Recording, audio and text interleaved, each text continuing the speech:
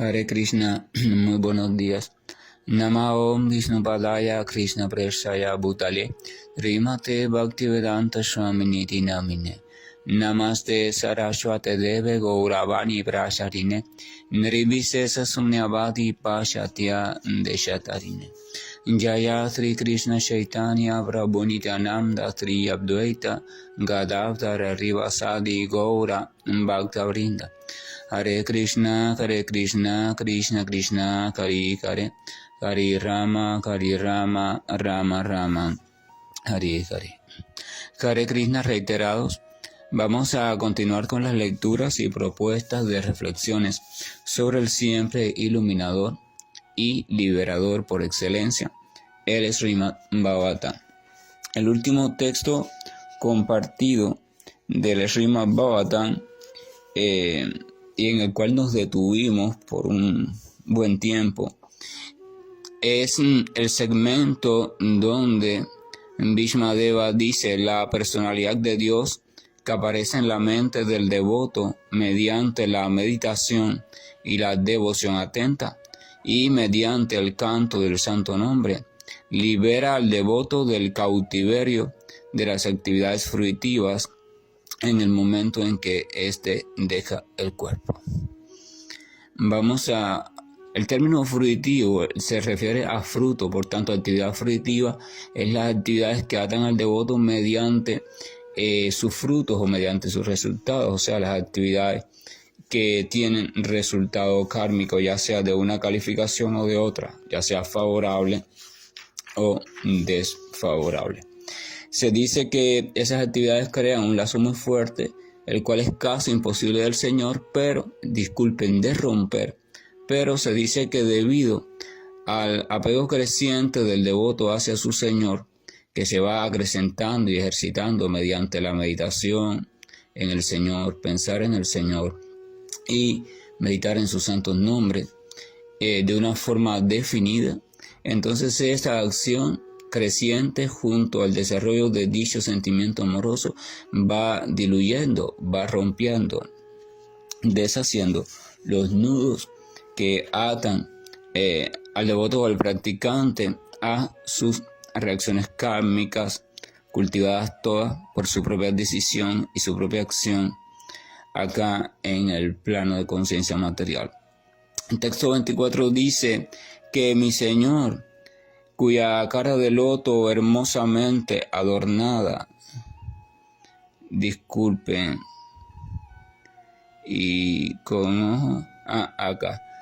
que mi Señor, cuya cara de loto está hermosamente adornada, con ojos tan rojos como el sol naciente, y que está siempre sonriendo, tenga la bondad de esperarme hasta ese momento en que yo deje este cuerpo material. O sea, el señor Bhishmadeva, patriarca de los Pándavas, está haciendo un único pedido, ya que gracias a la presencia de la figura, de la forma, de la persona suprema, es que el devoto puede recibir todas las misericordias y puede retornar al plano de conciencia trascendental y ubicarse allí en ese estado tan jubiloso. Entonces, teniendo en cuenta también que la dicha más grande que hay es abandonar el cuerpo en presencia del Señor, o sea, con la conciencia fija del Señor, entonces Bhishma está diciendo pues que este Señor tan maravilloso, de rostro tan maravilloso y hermoso, de ojos tan hermosos,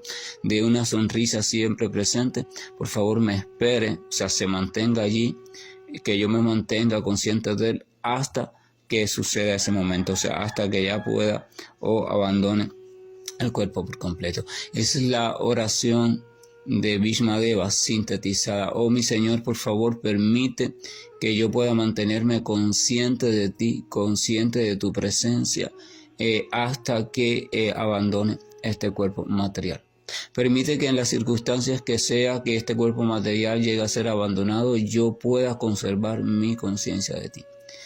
El devoto no pide más nada, el devoto no pide trasládame a este plano, a aquel plano, libérame, no permitas que sea una muerte dolorosa, no, él lo que él pide es que consciente, por supuesto, consciente del valor de su petición, es que él tenga la posibilidad, la oportunidad de conservar su conciencia de Krishna, su conciencia de Dios, en virtud del amor que siente por el Señor Supremo, definido en una identidad clara, que pueda conservar ese estado durante el proceso de la muerte, porque él está consciente que si pierde ese estado, entonces queda a merced de las leyes kármicas. Serán las leyes kármicas quienes se encarguen de su próxima aparición, dónde, cuándo y en qué condiciones será. Pero si abandona el cuerpo consciente del Señor y ese tránsito lo vive sin perder su conciencia, sin que su atención se desvíe de los amorosos pies, de la sonrisa, de los ojos, de lo que él estime conveniente del Señor, entonces tiene garantizado, por supuesto, la vuelta al propio Señor Supremo en su forma original o en su plano original de conciencia de Krishna o plano espiritual. El texto 25 dice, Sutta Goswami dijo, vamos a recordar que Sutta Goswami es el narrador que está contando todas estas diferentes historias y acontecimientos relacionados al Señor Supremo. Sutta Goswami dijo, y vamos a recordar también que lo está contando a un grupo de sabios que se habían reunido en el sagrado bosque de Naimisaranya para hacer diferentes ofrendas de sacrificio para el Señor Supremo, para el agrado del Señor Supremo, porque habían comprendido que estaba iniciando un periodo de tiempo muy devastador, Kali Yuga. Hace unos 5.000 años, un poco más de 5.000 años, se habían reunido allí para realizar entonces ofrendas, glorificaciones al Señor Supremo. Y allí entre ellos había llegado o había hecho presencia Sutta Goswami, quien era el sabio más respetable de la época, hijo también de otro gran sabio respetable, a quien Vyasadeva le había encargado una sección de los Vedas, o sea que transmitiera una sección específica de los Vedas. Entonces este Sutta Goswami, al ser reconocido como el sabio más respetable y la personalidad más elevada en ese lugar, entonces evidentemente por unanimidad se le concedió el puesto de maestro en ese momento para que instruyera a todos los que estaban ahí reunidos, que comenzaron a hacerle diversas preguntas, todas relacionadas al Señor. Vamos a recordar también que al principio del Srimad Bhagavatam se describen algunas de estas cualidades de este Sutta Goswami. Este Sutta Goswami, él mismo había probado en sí el exitoso camino de servicio devocional al Señor. No solo lo había escuchado, sino que él lo había experimentado y lo había cumplido en su totalidad. Él mismo había alcanzado los pies del amoroso Señor. Él también era experto en la comprensión de los principales sistemas filosóficos o caminos que en ese momento eran los más populares que en lo que hoy conocemos como la India, que en aquel momento no se llamaba así. Él los había comprendido, o sea, los había estudiado y los había comparado con el servicio devocional o el sendero del Bhakti y había encontrado en cada uno sus debilidades. Así que era capaz de confrontar con argumentos sólidos y bien fundamentados cualquier cuestión que alguien le comentara sobre esos caminos. Él mismo había sido sumiso y entregado a su propio maestro. Por tanto, él había sido un estudiante excelente, un discípulo excelente, así que estaba capacitado para ser un maestro excelente. Y aún así, a pesar de todos esos logros, era completamente humilde, sencillo, respetuoso. Siempre estaba escuchando. ¿Verdad? O sea, no solo iba a responder sobre las preguntas relacionadas al Señor, sino que estaba capacitado para hacerlo, no desde el punto de vista intelectual únicamente, sino desde el punto de vista como personalidad entregada y pura. O sea, las cualidades del maestro ideal estaban presentes. Entonces, las preguntas que le hacen los sabios todas tienen que ver con el Señor Supremo. Por eso se vuelven completamente auspiciosas y purificadoras. Y por eso también alegraron tanto al corazón de Sutta Goswami. Es maravilloso cuando las preguntas o las cuestiones que que se le hacen a una gran alma alegran a esta gran alma, o sea, son de su interés, porque esto hace que esta gran alma se sienta feliz, y al sentirse feliz entonces va a tributarnos sus bendiciones, que van a estar incluidas también en sus respuestas. Pero muchas veces nos detenemos a hacer preguntas que son relacionadas al mundo material y que no tienen sentido, al menos para el gran alma. Porque preguntas sobre esto, sobre aquello, y cómo logro esto en este mundo, y cómo logro aquello, y cómo logro que me vaya mejor en el trabajo, y cómo logro el tal problema que tengo interpersonal con no sé quién, y no sé qué, o cómo es que se hace este ritual, ¿verdad? Pero las grandes almas no están atraídas por esos temas. De hecho, si los tienen que responder, no les motiva, no les alegra, porque no están relacionados directamente con el objeto de su amor.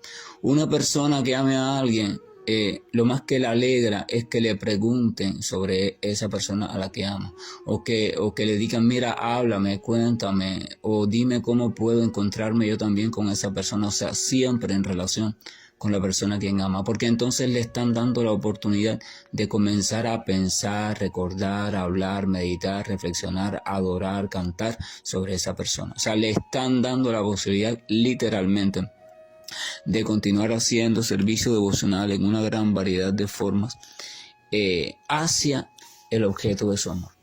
Entonces, el objeto de amor de las grandes almas y el objeto de amor se espera de aquel que está transitando hacia el Señor, va siendo cada vez más el propio Señor. Y entonces, lo que más va valorando con el tiempo esa persona es tener la oportunidad de intercambiar sobre ese propio Señor, que le den esa oportunidad. Si le damos esa oportunidad, entonces se siente completamente satisfecha.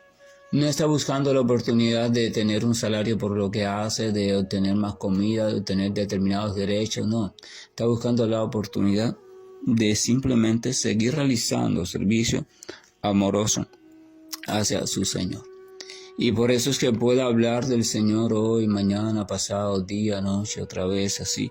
Y en vez de hacerlo con agotamiento, lo hace con una energía aparentemente cada vez mayor. Entonces esa es la oración y la podemos tomar como referencia. Alguien se puede identificar con ella y tomarla como referencia. No obligadamente. Las oraciones no se toman obligadamente. Uno debe asumir una oración como modelo de oración para su vida personal una vez se identificó con ella, una vez que la escuchó y se identificó. No por la argumentación de otra persona que lo convenció, no. Si yo la escuché y de pronto me identifiqué con ella y yo digo, wow, esa oración o ese pedido, como me gusta, yo le encuentro lógica, le encuentro fundamento y eso es lo que yo quiero para mí. Entonces uno adopta ese pedido de Vishnu Deva como un modelo ilustrativo para hacer nuestra propia oración. Oh mi Señor, por favor, tú que eres el único regente, tú que eres el único, lo que sea, los atributos que uno considere del Señor, por supuesto, que sean reales. Te pido que permitas que yo permanezca consciente de ti hasta que logre trascender la muerte.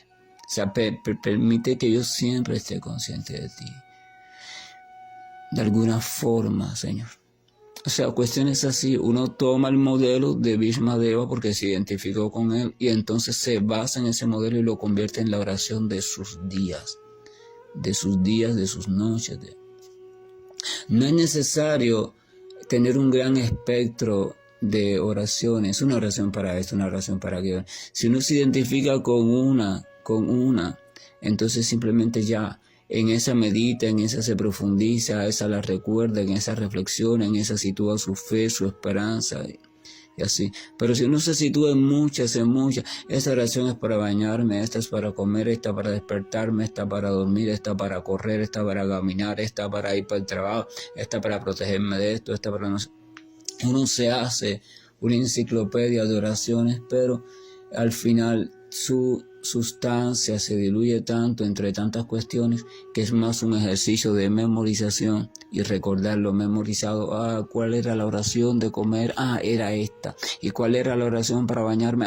Era esta. ¿Y cuál era Y si es en otro idioma, como alguna gente no prefieren otros idiomas, ¿y cómo era la palabra bancha? No era bancha, era calpa. No era. Entonces la atención, adivine hacia dónde va. Va hacia el ejercicio de memorización. La atención se centra en la memoria y deja de centrarse en los pies del Señor. Porque el esfuerzo de recordar lo memorizado, que era un poco complejo y son tantas cuestiones, va a robar nuestra atención. Entonces no estamos cumpliendo con la recomendación básica de la Escritura. Es simplemente una. Recuerda siempre al Señor, nunca olvides al Señor. Eso es lo que usted tiene que lograr en su vida, de una forma o de otra. Pero si usted cada vez más complejiza más su relación con el Señor, o por llamarlo así, su práctica religiosa, o como le quieran llamar, entonces no va a poder tener su atención libre para dirigirla totalmente al Señor. Porque su atención siempre va a estar enredada en algo, en un esfuerzo. Y el amor podrá hacer cualquier cosa, pero no es esforzado. El amor es simple, sencillo, fluido, natural, sincero. El texto 25 dice: Sutta Goswami dijo, Maharaj Yudhishthira, después de escuchar a Bhishmadeva hablar en ese tono tan atractivo y dulce, tan entregado al Señor, entonces le hizo preguntas en presencia de todos los grandes rishis acerca de los principios esenciales de diversos deberes religiosos.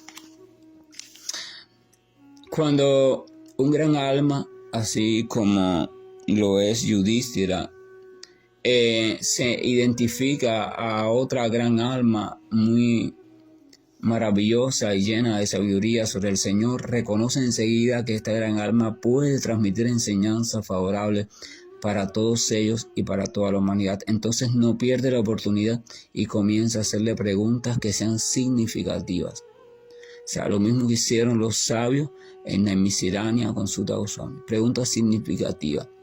Uno identifica a un gran devoto y tiene que comenzar a hacerle preguntas significativas porque no sabe durante qué tiempo va a tener la suerte o la dicha de estar en presencia o de estar cruzándose con ese gran devoto en esta vida.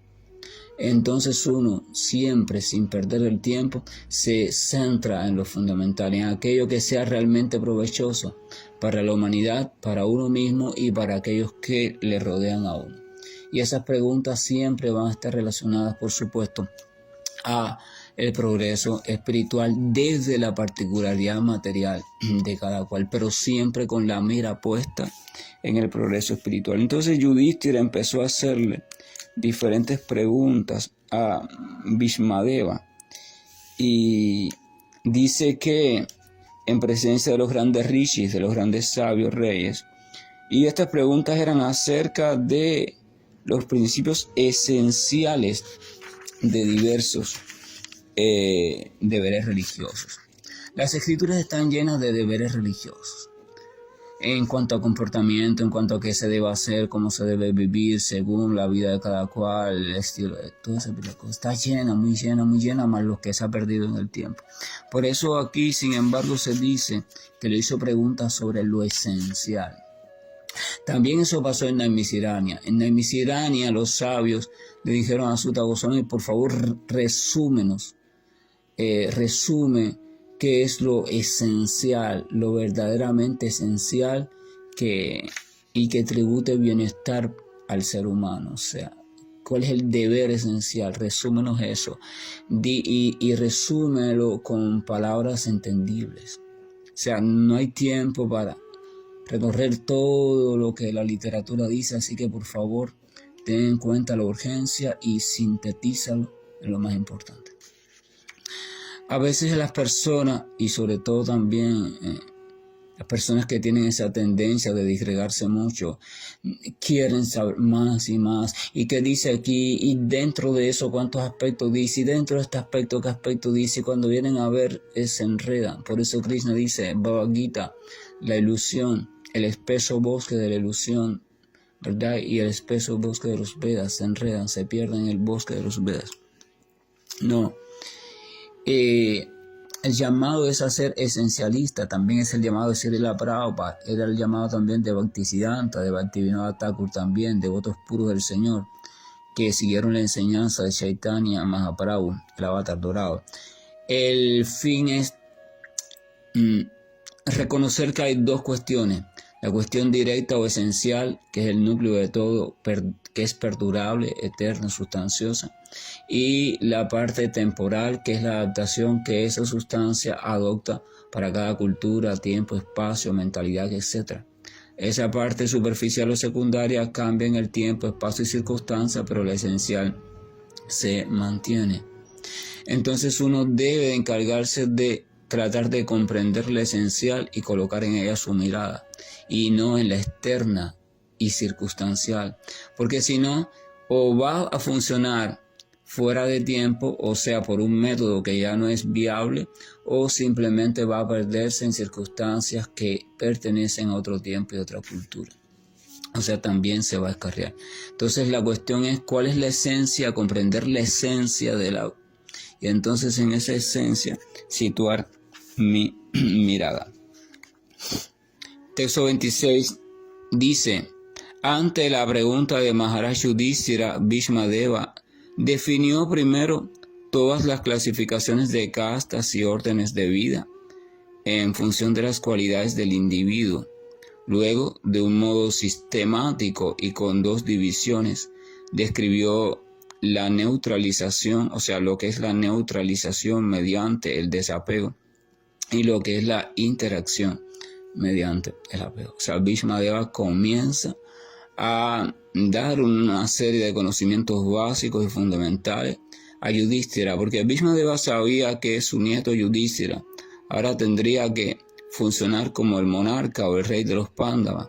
Iba a tener que ser el guía y el protector de todo un pueblo que iba a crecer, por supuesto, y que iba a irse expandiendo hacia otras tierras.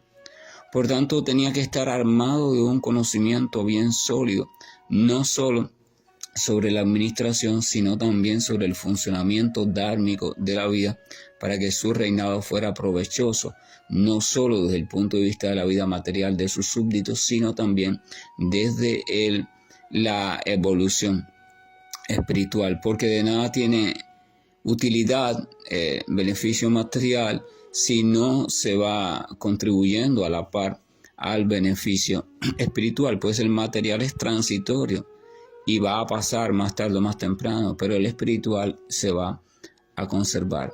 Entonces dice que comenzó explicándole sobre las clasificaciones de las castas y órdenes de vida, o sea, la necesidad de que la sociedad esté dividida, al menos para su organización, en diferentes grupos o áreas sociales, y que esa división esté basada en la distinción clara y nítida de las cualidades dominantes en cada individuo. No todo individuo tiene las mismas propensiones, las mismas cualidades, las mismas aptitudes, ni las mismas actitudes, con C y con P, actitudes y aptitudes. Entonces, en base a esas aptitudes, cualidades y, ¿verdad?, tendencias, destrezas que muestran, la sociedad védica se organizaba en 4 castas o 4 grupos sociales y 4 órdenes. Las 4 órdenes eran las órdenes brahmacharya, o sea, la orden o el estado de vida de estudiante. Uno se preparaba, siempre vivía tratando de comprender la esencia del funcionamiento del dharma, la vida, etcétera, etcétera. Se entregaba a eso. La orden de vida de grihasta, o sea, vida de familia, o sea, no vivía en la armonía de la familia, y esa orden de vida tenía esa tendencia a disfrutar de las cuestiones materiales, pero por supuesto desde ciertas reglas, regulaciones. La orden de vanaprastha o retirado, donde uno podía aún conservar la vida de familia, pero tenía que restringir su tendencia al disfrute, o ya su tendencia al disfrute iba disminuyendo, y simplemente se conformaba y vivía feliz con lo básico. Abandonaba la mayoría de las responsabilidades en manos de los hijos ya, o los nietos, o de otras personas, y entonces se dedicaba o se preparaba para la vida de renuncia o la vida de abandono por completo a los pies del Señor. Y la vida de renunciante, que ya era la vida total de abandono al Señor. Ya en esa etapa, el antiguo pueblo védico, la persona ya completamente alistada y desapegada por completo y aún así armonizada, o sea, estable a pesar del desapego, simplemente abandonaba el hogar y se iba a vagar y a vivir de la providencia del Señor, y a veces se quedaba en un templo, a veces en un bosque y así, hasta que simplemente absorto en el abandono en el Señor, la muerte simplemente llegaba. O sea, ese era el proceso védico. Claro, en Kali Yuga hay muchas cuestiones de esas que no están recomendadas, porque el espíritu que está en Kali Yuga es un espíritu no favorable para cosas como por ejemplo sobre el sannyasi o la vida de renuncia. Ya las condiciones no son las mismas, ni desde el punto de vista de la influencia del tiempo, ni desde el punto de vista de las cualidades del practicante. Entonces se recomienda que se tenga mucho cuidado en asumir esa última orden de vida. Y en cuanto a las castas, se refería también a la división de la sociedad, pero en cuanto a la tendencia individual de la actividad por nacimiento que traía cada cual, o sea, internamente. Usted puede ver desde chiquito, el niño o la niña tiene una tendencia. Tiene tendencia a hacer siempre preguntas, a ser inquisitivo, inteligente, le gustarle el estudio. Aquel tiene tendencia a gustarle más la parte de la producción, la administración, el dinero, los negocios. El otro tiene tendencia a gustarle más el orden, mandar a los demás, controlar que todo funcione bien, ser justo, impartir la ley, no permitir los abusos, y el otro tiene tendencia simplemente al disfrute y ya, pero entonces se ocupa en ver cómo ayuda o sirve de ayudante al trabajo de los otros tres. Entonces eso hizo que la sociedad védica viera o contemplara 4 castas o 4 órdenes de vida desde el punto de vista social. O sea, la de los brahmanas o los estudiosos o buscadores de la verdad que tenían el deber de guiar a todas las demás castas en el camino hacia Dios, o sea, una vida recta, una vida dármica, etcétera, etcétera. Los kshatriyas o los gobernantes y administradores y guerreros que tenían la capacidad o el deber de mantener el orden, de defender el equilibrio, la justicia, la veracidad, etcétera, etcétera. Los vaishyas, o sea, aquellos que se dedicaban al comercio, a la siembra, a la ganadería y que eran el motor impulsor de la economía social. Y los shudras, que eran aquellos que no tenían ninguna propensión específica, ninguna vocación específica, pero bueno, por lo tanto se prestaban para cualquier cosa, porque a ellos lo que les interesaba era simplemente el disfrute. Y bueno, yo sirvo para cualquier cosa, yo trabajo en cualquier cosa, lo que me hace falta es que esa cualquier cosa me sirva para comer, para beber o para cualquier otra cosa que yo quiera disfrutar. Entonces Bhishmadeva le explica la importancia de una sociedad organizada y la importancia de que como cada cual esté ubicado en el lugar realmente que va. Porque cuando empiezan a transformarse las cosas y a reubicarse, por ejemplo, como en Kali Yuga, que se explica que los shudras están asumiendo posiciones de brahmana y posiciones de gobernantes, de administradores, de defensores, entonces todo se trastorna. Porque si usted pone una pieza en un lugar que no le corresponde, entonces evidentemente esa pieza va a funcionar mal y evidentemente la maquinaria va a presentar problemas. Puede funcionar, por supuesto, pero con muchos trastornos y problemas, así que los resultados no van a ser favorables y esos resultados desfavorables van a ir complejizándose en el tiempo. Si usted coge y le pide a un médico, mire médico, por favor, sáqueme un riñón, el riñón izquierdo, y sácame el pulmón izquierdo. Colóqueme el riñón izquierdo donde va el pulmón izquierdo y deje el pulmón fuera, o coloque el pulmón donde va el riñón izquierdo. Se intercambia, simplemente si pertenecen al mismo cuerpo no hay ningún problema que se intercambien, al final de cuentas son órganos igual y entonces el médico lo hace. A partir de ahí es probable que usted por un tiempo siga funcionando el organismo, pero va a funcionar mal, pero ese mal se va a ir complejizando. Porque debido a la incapacidad respiratoria, porque ahora está reducida a la mitad ya que el riñón no puede respirar, vas a respirar con un solo pulmón.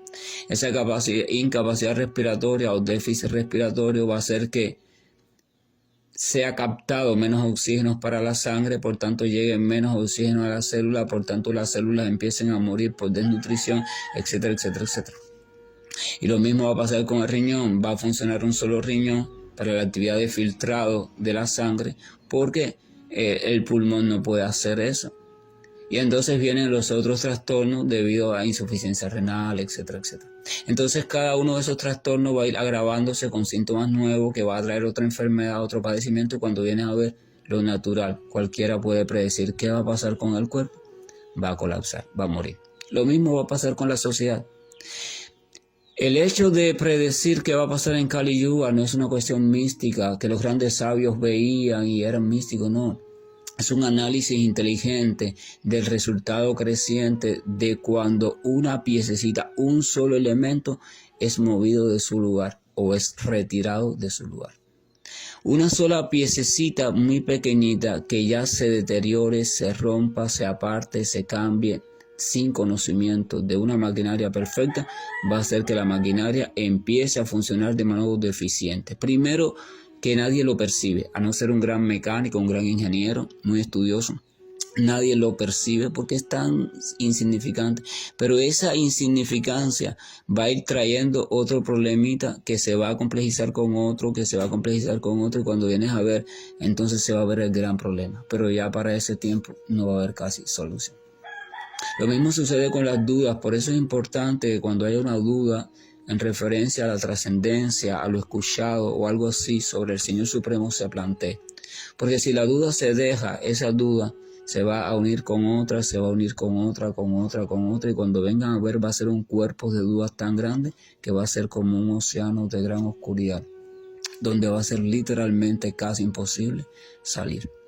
Entonces las dudas, las enfermedades y las deudas, en cuanto puedan exponerse y solucionarse, debe hacerse. Esa es la recomendación de la literatura védica. Entonces vamos a ver después sobre qué otros temas siguió ilustrando Bhishmadeva a su querido nieto, no solo para animarlo, sino para prepararlo y que se diera cuenta de que tenía un deber que cumplir y que debía dejar la tristeza, la culpabilidad, y debía dedicarse a formarse y ejercitarse en el papel de un gran rey y gran devoto del Señor, ambas cosas al mismo tiempo, para que fueran realmente beneficiosas desde el punto de vista material y desde el punto de vista espiritual. Cuando usted vaya a hacer algo, entonces la indicación de esta enseñanza es que se pregunte: ¿cómo puedo hacer esta actividad de modo tal que sea beneficioso en ambos sentidos? Beneficioso materialmente desde el punto de vista del resultado para quien yo lo realice o para lo que sea, y beneficioso espiritualmente, o sea, que fortalezca mi relación con el Señor Supremo. Que la gracia y el amor de nuestro Señor nos acompañe y que su bendición siempre esté creciendo en nosotros, porque la oscuridad de los tiempos aumenta y por tanto necesitamos que también la bendición sea cada vez mayor para que la luz, en vez de degradarse, aumente en nuestra vida y podamos ver con claridad cuál es el sendero seguro y recto a seguir. Siempre es un sendero difícil porque son tiempos muy difíciles, pero si uno tiene la certeza de que es el sendero correcto, de que es la vía correcta, de que está amparado por el propio Señor, entonces uno simplemente camina a pesar de las dificultades. Hare Krishna, buen día. Estoy finalizando la llamada.